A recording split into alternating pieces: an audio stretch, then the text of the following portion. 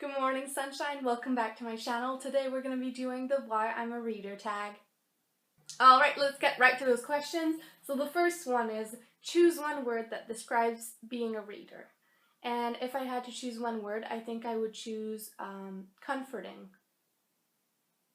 I don't know why I would choose comforting. I just think that comforting is the first word that comes to mind, and I think it fits really well. So, question number 2. What's the first book you fell in love with? I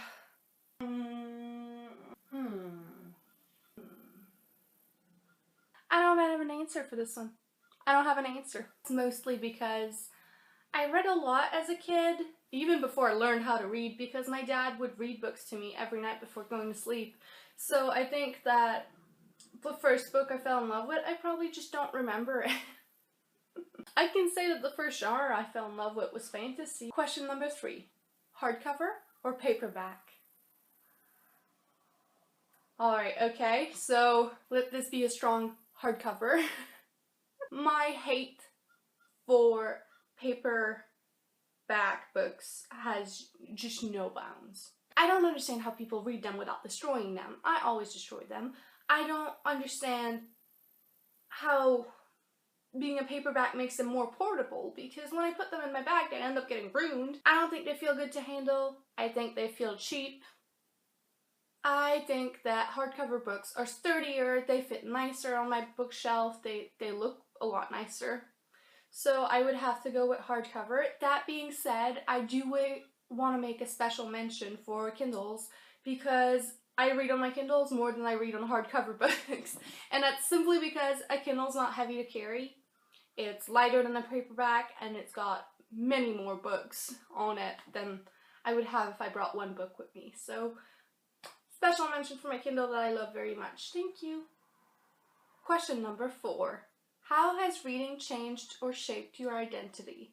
I think that reading made me like grammar more. Grammar and words. It sounds really a bit funny, but in middle school, as a kid who read a lot, I had a bit of an advantage over the other kids when it came to grammar or language courses, just because I had a wider vocabulary. So I think that little head start of being better at the beginning made me work harder so I would stay better than everyone else. And so I think that reading really helped me with my grammar. Number 7. What books do you need to read when you need to be comforted? That one is an easy one.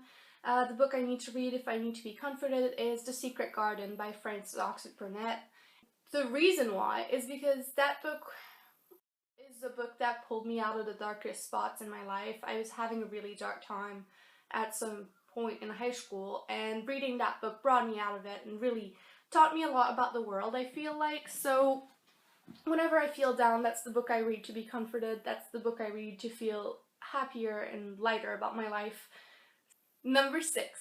Who taught you to be a reader? That would be my dad. And my mom, to be fair. But my parents are teachers, and so they knew that reading is very important to a child's development. So they read to me every night before going to bed until I was old enough and I was like, Dad, I can read faster than you can read to me. Get out. So I would have to say that my parents helped me a lot. I don't think if my parents read to me as a child, I would have read as an adult. So that's a really good point. Number 7. Describe your dream reading lounge. Okay, so I have given this one some thought before.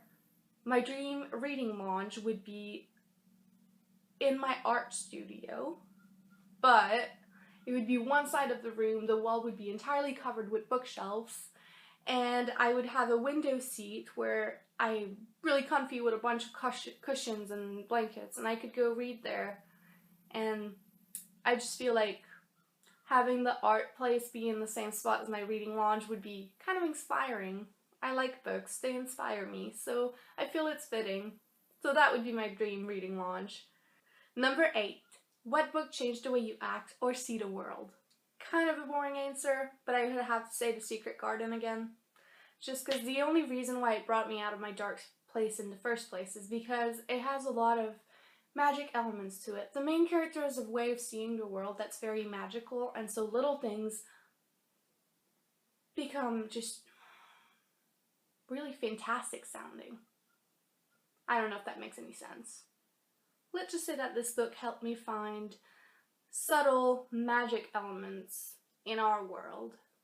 And that gave me a really better outlook on life than the dark one that I had before. I also think that the character development that goes on in the book taught me a great lesson about who I am and how to be liked by people. The Secret Garden is just a very sublime book. I'd recommend it to anyone, so yeah. Alright, this video is coming to an end, so I will say thank you so much for watching. If you like this video, don't forget to give it a like, and you can leave me a comment down below on what's the next book-related video you would like me to make. Thank you, bye!